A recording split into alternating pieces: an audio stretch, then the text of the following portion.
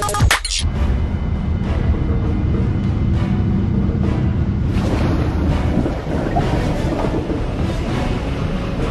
the X10 is about immersion for us. The X9 is about giving fidelity and graphics quality as much as we can, but the X10 is about video realism. It's about the motion, the blurs, the depths of field, the cinematic effects like volumetric lightings, atmospheric scatterings, all of that which you would see in photos to get realism into the gaming. That's about the X10, getting cinematic gaming essentially into Crysis. Well, the level is actually essentially for us a suit playground level. It's not part of the game itself per se, but it's a test playground for the suit functions. The suit is our core gameplay. It's a nano-muscle suit where you can change the speed, strength and armor in real time and add essentially cloak if you want and customize your weapons through the interface. Now, with that in mind, what it means is you can, for example, when you enable speed, you can quickly sprint for like 50 meters. If you do a strength jump, you can jump up to 5 to 6 meters. If you do an armor mode, you're healing faster and you can resist more bullets. And that allows you to express your intelligence if you want any moment in a much, much bigger way than ever before. For example, inside the Crysis, if you enable the suit play as a part of a strategy, it doesn't become only a matter of what weapon I use or how loud I am or how silent I am. It's more about, do I want to sprint behind this next cover, jump onto the building, enable my cloak and observe the situation, for example, to get a better awareness? Or do I want to, if I see an enemy, run to another cover, sprint behind him, enable my strength, grab him and throw him around, for example?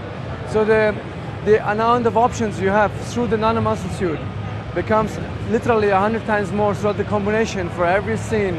If you combine the audio profile of yours, how loud and how silent you are, if you add to it the weapon choosing aspect, the configuration of your weapons, the configuration of your bullets, all of that creates a strong non-linear gameplay experience. And it will emerge into new moments which you have not seen before. Well, in Crysis we are featuring major terraforming changes happening from the jungle aspect to the ice world to an alien environment. We have not yet shown really. The reason why we're not showing it yet is we want to make sure that the game appreciates ultimately what the story is about, what the alien invasion is about, or the alien threat actually is about. So once the player is presented, we don't want the player to see, we have seen this already, but rather experience him himself in his gaming seat and get the full blast by it. We have been asked a lot about how Crysis relates to Far Cry. The relation to Crysis to Far Cry is pretty much the only one is that it's developed by Crytek. So we develop both, but for us, Crysis is a new IP, new gameplay, new scenarios, new story, new hero, new technology for that matter. Yes, it has some hand signature to it, which resembles Far Cry maybe here and there, but ultimately it's a different game. It's a science fiction action adventure. Let's not forget this. It's a first-person shooter on your choice. You can make it tactical as you want, you can make it as action-driven as you want. So it's your own science fiction experience, which Far Cry is not, essentially.